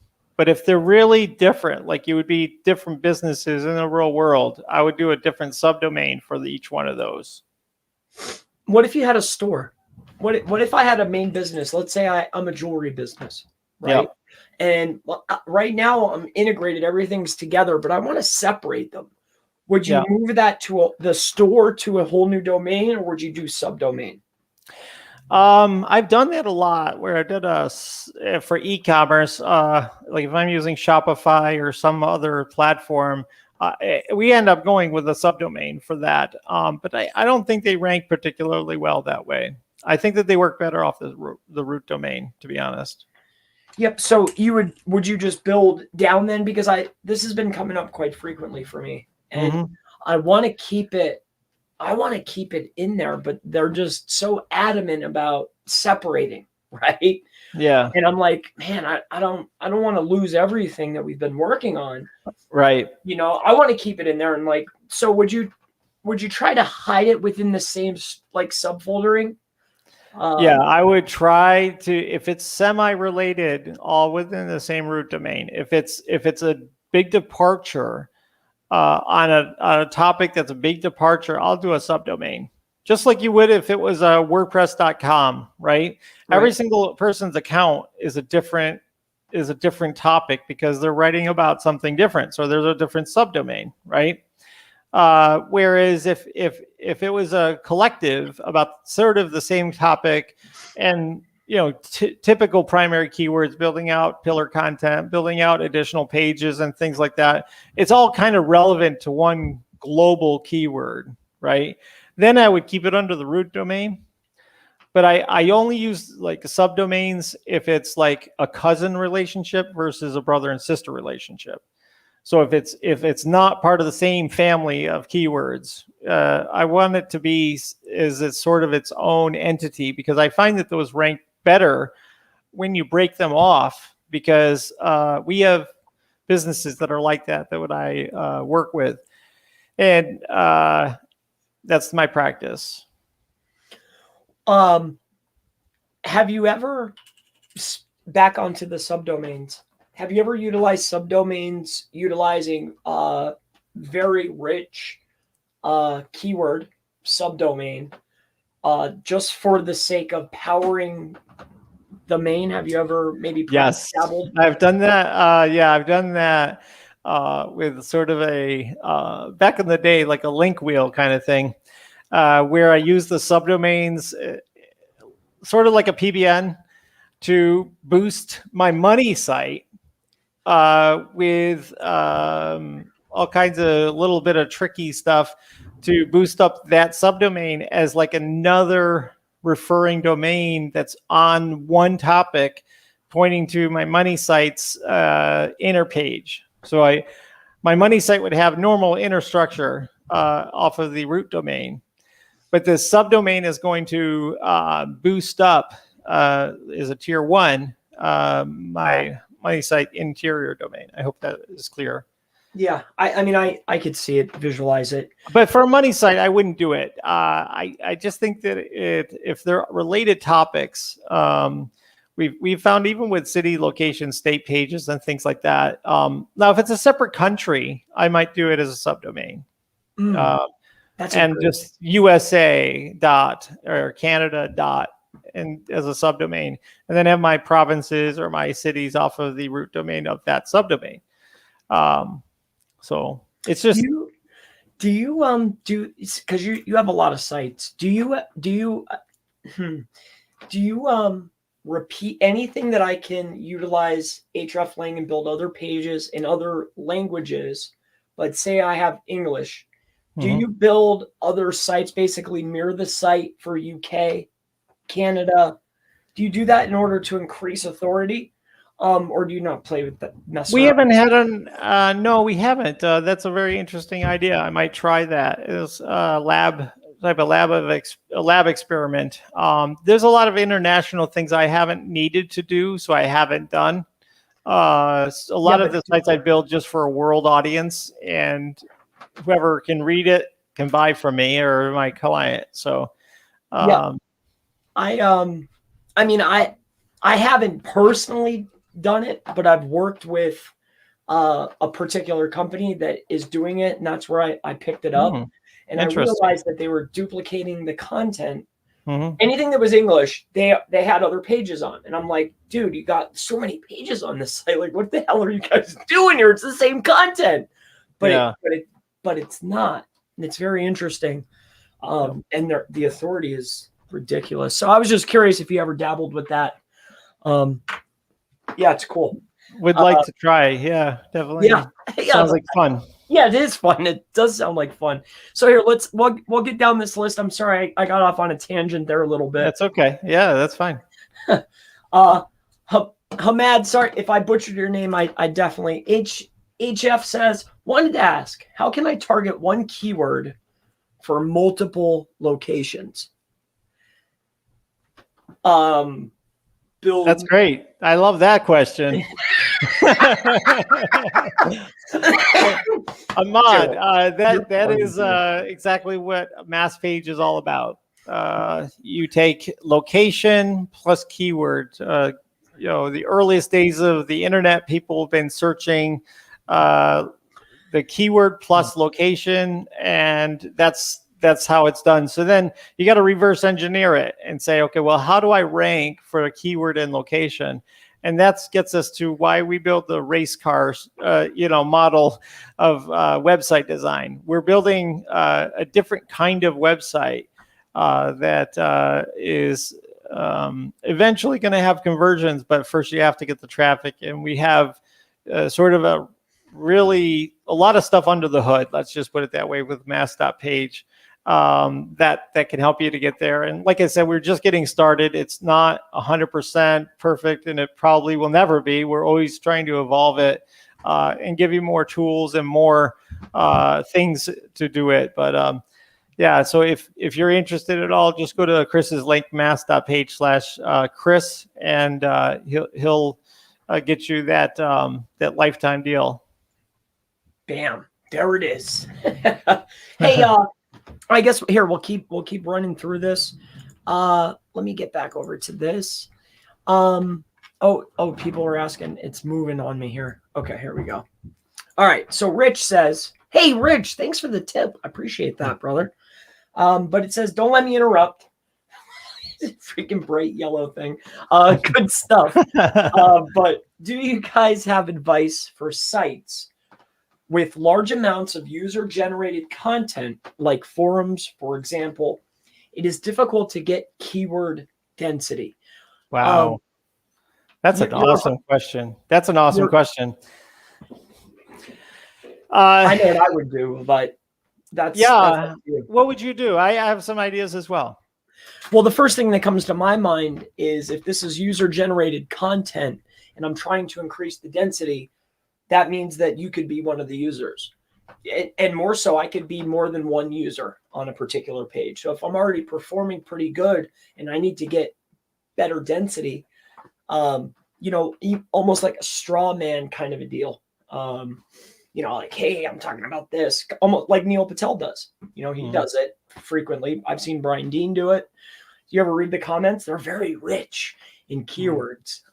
So, I mean, if the pros are doing it, I don't see why you couldn't. But aside from that, too, accordions. I'm sure there could also be some type of piece, informational content, maybe at the bottom or behind, hidden. Yeah. But what kind of things were you thinking? Yeah, same kind of things. Your sidebar could have accordions, like you said, or some kind of boilerplate information that goes to the page that fills that part of it. What I loved about that concept, I don't do a lot with forums, but the idea of user-generated content is the holy grail. It's beautiful to have that. And if you can leverage those users to get you backlinks, I think that would be a great thing. If you could find a way to get that, encourage them to share the posts or whatever to get backlinks, that could be almost better than having relevant keywords, because Google likes discussions. So if it's on topic and maybe you also, if you program the tool yourself, maybe the topic thread could have tags, and those tags could be mentioned multiple times inside of the posts. So just so you are thinking that way. It's fun that you said that they like discussions. Man, I went and got it's called damn, I had slipped my mind. It's the same one that Sterling Sky, Black Hat World uses it. I can't think of the name of it, but I bought a license to it to create my own forum for SEOtesters.com, right? Because I was running tests, but these other guys are getting fancy, like doing single variable. I call it in the wild, but I guess that's just like you know, like, hey, I bought a whole bunch of domains and I like to test stuff on them. I do it all the time, right? Yep. Yep. And I was just going to release stuff that I did, but then these guys started getting fancy with it. And I was like, oh man, I'm not going to do that. You know, like I don't even want to share now. But it's fun that you say that because, man, I really always wanted to have my own forum, you know, Yeah. like be able to discuss what I want to talk about, release the stuff that I want to release and have other people come in and like, you know, I thought it would be cool, but I never see the reason why I never did it is because I never see them ranking. Yeah, they used to rank a lot better, didn't they? Yeah. Yeah, I agree. I agree. I think that sometimes forums, I don't know that it's because of the content of the posts is off topic and things like that. I just wonder if they're not as popular to be the top thing in the searches because like if you notice like with local search your directories, the big national directories seem to come up at the top, toward the top, and that's because people want choice, right? They want to be able to click on something and have the choice that is curated, you know, so you know maybe some healthy businesses that you know have at least paid for a listing and you know they're a real business or at least trying to be a real business is showing up, right? Where forums is sort of a lot of people's opinions, right? Yeah. Just a lot of people's inputs and things like that. And so the value to the user may not be as relevant as, say, you know, Quora with upvotes, right? Or something like that, where there's user content, but it has sort of another twist to it. Right. So, yeah, so you have to be in the eyes of Google a little bit and think of, okay, where is the value to the user? And if you're providing that on your lead generation sites, you're providing that on any kind of app that you've created, you're going to get engagement. And when you have engagement and you have, you know, people sharing content, you know, that's going to help altogether. But you're right. I think forums are not as popular. And I got to ask you, man, because I really like it. Where did you get that live background? I don't know. Dude, that is crazy. That dude got me. I'm like, wait, is that the same dude? Yeah, he's coming behind my door. Yeah, I should turn mine off. You should Dude, see that is so cool. How did you make that? Or is it? No, I have a whole bunch of them. I can change it. Neat. I really like that. That is so sick. And it's crystal clear. It looks authentic, man. Yeah, it's 4K. Yeah, it's really cool. Oh, you have so you have a 4K camera? No, that's a 4K. No, the camera is a separate image. The background is 4K. I see. Okay. Yeah. So it's crystal. It's just XSplit. I don't even have a green screen. It's just XSplit. So wait, you don't have a no. So XSplit does it by itself. Yeah, I could. That's cool, man. Is XSplit money? Is that a free service? Yeah, let me show you. I'm going to show you my real background. You ready? Yeah. In the office. I'm in the office. Cool. Yeah, so you're still in the office. And so I can remove the background like this. Yeah, that's what I do. Yeah, if I want to, or I could change my background to wherever I want to be. So, but wait, you don't have a green screen though. So like mine, like that's crazy though how good it does that. Yeah, you gotta have a good graphics. Good. There's somebody sitting at the table behind me. Yeah, and I like how it's blurred, like the aperture. It's like, you know, it looks authentic. You know. Yeah. That's so cool, man. Toys, a lot of toys. And this is one of my favorite ones right here. This is from a YouTube video. That's cool. Just hanging out, or there could be like little sharks swimming. Dude, that's sick. That's a cool tool. I'm gonna have to check that out. Yeah, XSplit. It's cool. Cool. We picked up more viewers. People must like that. They like it as much as me. Cool, man.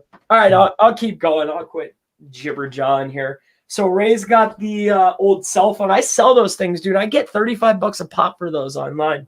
On Live Auctioneers, we had a whole lot. I bought a pallet of them freaking things.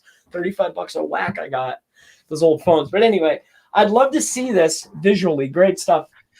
And I think that was when we were speaking. This was probably a while ago now, when we were talking about the grandfather. But I asked it anyway because I was trying to visualize. But Clean Ducks Orlando says, hey, buddy, it's Alex from Clean Ducks. Oh, yeah, we spoke yesterday. I've already fixed so many problems taking your advice. You're the man. Thank you, brother. Nice. Appreciate that. Good job, Chris. He was already in position, really, and he just some small tweaks. All right, cool. So Tommy says, do you guys still use cloaking techniques? I do to a degree. And I think, I think Darryl does too to a degree, right? What do you mean by cloaking? Is regard to like short links, or what kinds of cloaking? Yeah, that's true. Like what kind of cloaking? Like some of the, yeah, I guess it depends on what it is. Not as much as I once did. That's for certain. Like I'm not like changing content based upon IP range or not range, but IP. So yeah, it just depends on what you mean, but not necessarily, Tommy. Hey everyone. Hello to you, Emma. Good to see you, or kind of see you. Kelly says this is beautiful. I agree. I love this purple too. Do you like my choice, my selection of the purple? Yeah, it's cool. Yeah, thanks. Good. It's one of my favorite colors. What's the name of the mass page builder? I missed that part. Well, Tommy, you're in luck. I'll be happy to share that with you, Tommy. Let's go ahead and get you on here. We're going to share the screen. And if you're going to visit it, make sure you visit this page, my page. He built my very own page. So it's mass.page/Chris. That's me. So that's cool. And I like, so it's built right into here. And then you said you're going to fix that for us.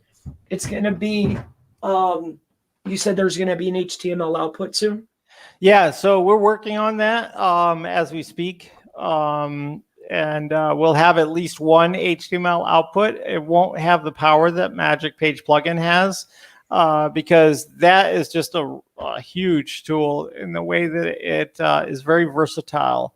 So if you're looking for power and versatility, get Magic Page plugin along with my tool, and we'll act as an add-on for that.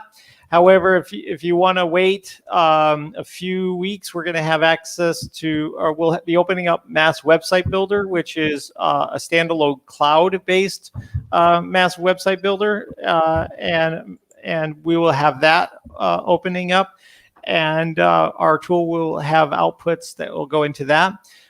If you like Page Generator Pro, or you like MPC, or you like Enterprise Publishing, by the end of summer, we're going to have all of those hooked up. So if you're interested, get the lifetime deal and get yourself set up so you don't have to pay the monthly fee. The monthly fee is $297 per month for the enterprise. So just in the course of 1 year, you more than pay for the lifetime. And we're always adding more. In the enterprise, people get it first. So cool, excellent.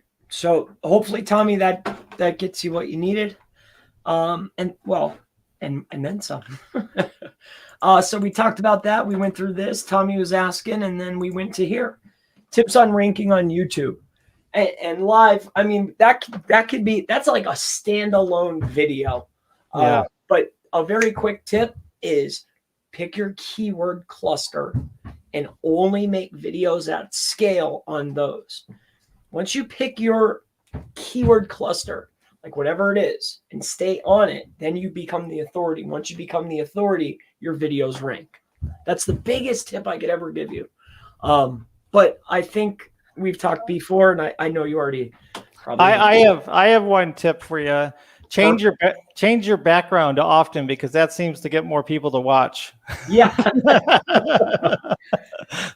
Yeah, then they fell. I wonder what. That's so strange. Because I stopped changing it. I got to keep changing it. They got to see something flicking around on their phone. They're like, oh, wait, something's moving. If I Google Darryl's forum, will I find the tool? I don't know. I doubt it. I didn't ever try for that one. And then he asked us, I like that name. That's really cool. Hi. I have a micro niche, about 30 topics, my throat, and I have a problem with the internal link. Each topic I have linked with all of the topics because they are close to each other. don't ever be scared. For me at least, right? Darryl might have a new opinion on this, but internal links are good. You know, the more links I could get to other pages, more notably the pages that I truly want to rank, the better. But I would never be fearful of I have too many internal links or any. That's of zero concern. But I would focus my energy on the pages that you truly want to rank, unless you want to rank them all. So, Darryl, how do you feel? Yeah, like if I was doing this in a lab, I would take this site, clone it, and try something different with a hierarchy of links and just see if it performs better that way. Okay, so you don't have to take my word for it. I think the hierarchy will work better, but especially for just natural love from Google. But if you evenly split your linking to 30 topics, I don't know how related they are, but you said they're close together. You would probably do better if you built a hierarchy where the highest keywords have the most links, the most competitive keywords have the most links, and then do things related underneath it so that they're siloed. See, I thought of it totally different. When he said 30 topics, I was thinking 30 pages. But no, but now that you were speaking, no, 30 topics as in which could contain 100 pages each. Yeah. See, that would be a little bit of an issue, actually. Now that I mean, if you want to try, Yatos, if you were to just try it, I always encourage experimentation with any of this stuff. This is how I've learned what I've learned is just experimenting and trying and taking action. So, and then he went on to say, this created me a problem of all the topics competing and all the keywords that I targeted. Is the internal link the problem?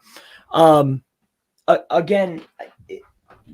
the takeaway, the hierarchy, definitely, if it's 30 separate topics, not how I was thinking. Let's retract what I said initially. Topics, not pages. They should be separated. And they shouldn't be intertwined. It should be top level keyword or highest competition working its way down. If there's something that is very related semantically, then we could cross-pollinate. But aside from that, I exactly what Darryl said, I would definitely work its way down. We're just reiterating exactly what we talked about. It looks like I shared the URL, so that's fun.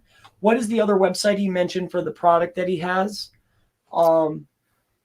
Mass.page/Chris. That's the way to get access to the deal. And you can just, if you need to get more information, there's a video right at the top of the page that gives you a little 12-minute view of what the tool does.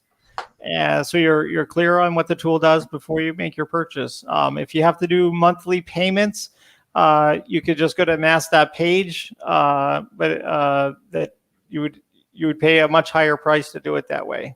So fair enough. And then you said that there's another one too, Builder, or is that just coming down the road? Mass Website Builder is what we call MWB. We call it. I have two partners on that besides myself. And we're building a new version of that will be coming out soon. And we're building in integration currently with our form. So that will be coming out very soon. A lot of people like that one because you're not restricted based on how many sites you can build like you are with Magic Page plugin. You have to have a agency license to sell the sites to other people. But with the outputs of Mass Website Builder, you can build as many sites as you want to. So we want to be agnostic, not to just one tool. We want to be able to have your access to your favorite tool, whatever your favorite tool is, and have it work. Zoom in. Yep, I did. They want to see the boys. Okay, you got it. Live says he was coming in on there. Chris is a real one, I hope that's a good thing. I'm not sure. What's the URL? We went through there. Me. It's you, my friend. And then we coming down on my phone. Can't see very well. I zoomed in. Hopefully you can see a little better. Thanks. Good evening. Hey, Don. Good to see you.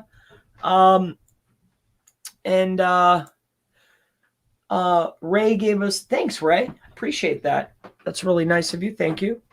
Coming down the list here, can't pronounce that one, but, and I, no disrespect. So, but is there any tool you'd use to tell it two subjects should be, I don't know that one, or together?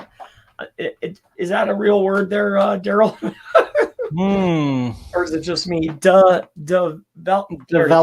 Developed maybe individually, or together. I don't know. This looks like spam to me. I don't know. Okay. Chris, were you sick? Your voice seems off. Wish you well, brother. No, I was screaming at the sanctuary, at my kids. I'm real paranoid with my little guy, and they were like getting too close to stuff and like wandering, and I yell a lot. Like, get over here. Chris, advice, guys. Great advice, guys. Thank you. Good. Thank you, Rich. But I'm not sick. I like never get sick. Michael Norris, no one searches for what I sell as in a city search. In mass pages best for local business, or would this work for a website that does not sell locally but nationally instead? I think it's good. Yeah, so you can build it off of not locations. You can build it off of other keywords. And you can do the same hierarchy structure with Magic Page plugin. When you get it into the database, you can set the county as the branch, and you could set the or the parent, and you could set the related keyword as the child, and you can automate those pages and just insert in those keywords into your landing pages. So I have clients that don't need location pages because they're a national service, and that's what we do is we go after their long tail keywords very successfully. It also works good for pay-per-click. If you're building out pages that are super highly related to the keyword in the campaign, you can pay pennies on the penny for the click-throughs compared to other people, because your landing page is extremely relevant for pay-per-click. And if you can get that, in a database format and get it into the Google Ad Planner, you can build individual campaigns and individual keywords, and really get some very inexpensive pay-per-click. There you go. I was I was just gonna say I think it could be used for anything, but I think you got it all locked in there. I'm just looking at some of these. They were loving the XSplit and talking about it. But as we scroll down, can you please start talking about e-commerce SEO and then how to optimize e-commerce sites? I'm not necessarily an e-commerce guy, and that's a very general question, John, right? But I think the optimization, regardless of what type of site it is still going to contain the fundamentals of optimization, right? So I don't necessarily do that, and that's a real general question. But with that being said, I mean, we've been going for quite some time. We've been going for a little bit of time here. Is there anything else maybe we could leave off on, Darryl?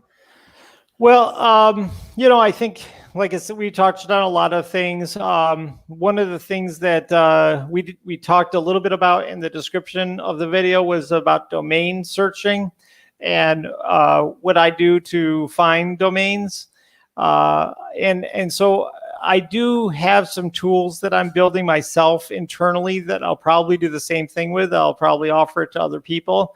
But one of the frameworks that I've had in buying domains is to never, when you're looking for a domain, say, oh, they're all taken, and give up. Never. Don't do that. Go and spend the time and assume that there is the right domain out there, okay, for you. Because you don't only have to do .coms. .coms are great. .nets can sometimes work for SEO as well. But if you're looking for a brandable, what about a .io? What about .ai? If you're building an application that's artificial intelligence, you got to think outside the box a little bit and say, what are brands doing today? Because young people today look at .ios as probably more popular and hip than a .com. Okay. And so we have heard of businesses not even wanting the .com. They're just going to hold on to it, but they're going to build their site on a .io because it's more trendy, right? Right.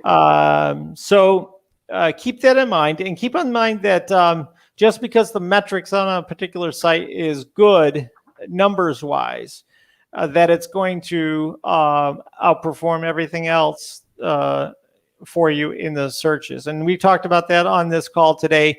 Is the only way to really know is to try and to get some content out there. Even if you don't use my tool and you just put some HTML pages out there and just see how Google accepts those pages or doesn't, that's trying, that's doing something. But sitting there and saying, oh, I can't do this, or I don't know enough to do this, nobody's going to know enough to do this unless you try and unless you put in the effort and make some mistakes.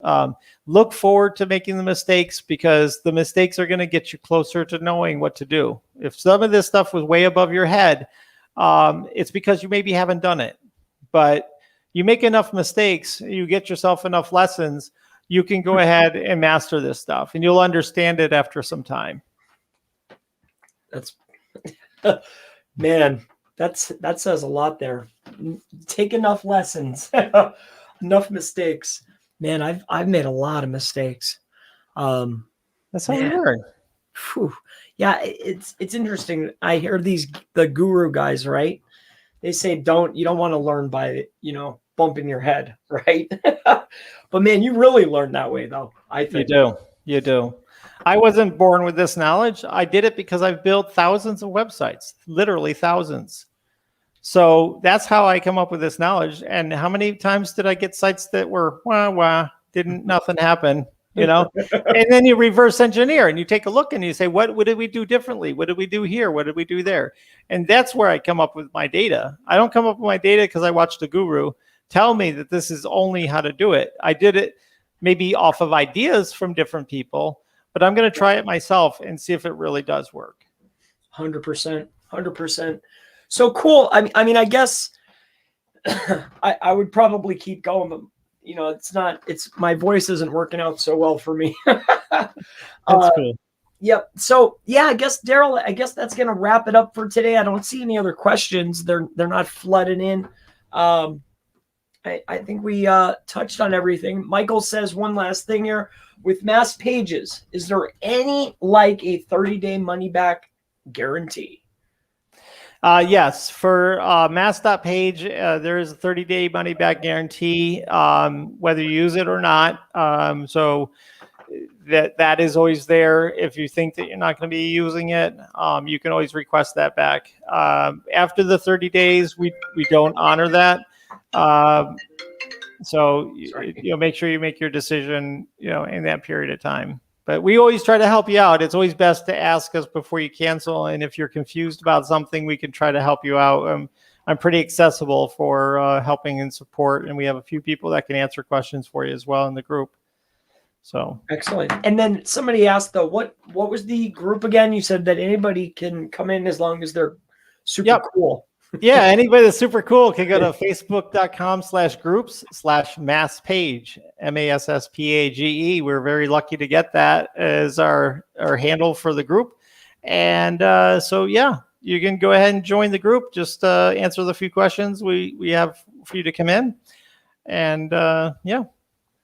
Perfect. All right, then. So that's going to wrap it up for tonight. Thank you, everybody that came on. Darryl, I appreciate your time. Thank you so much. Sure. And I guess that's going to end it all. If you have any other questions, ask in the comments below. Check out Mass Page, and I'll see everybody in the next video. Thank you all so much. Many blessings. I'll see you in the next one. Goodbye.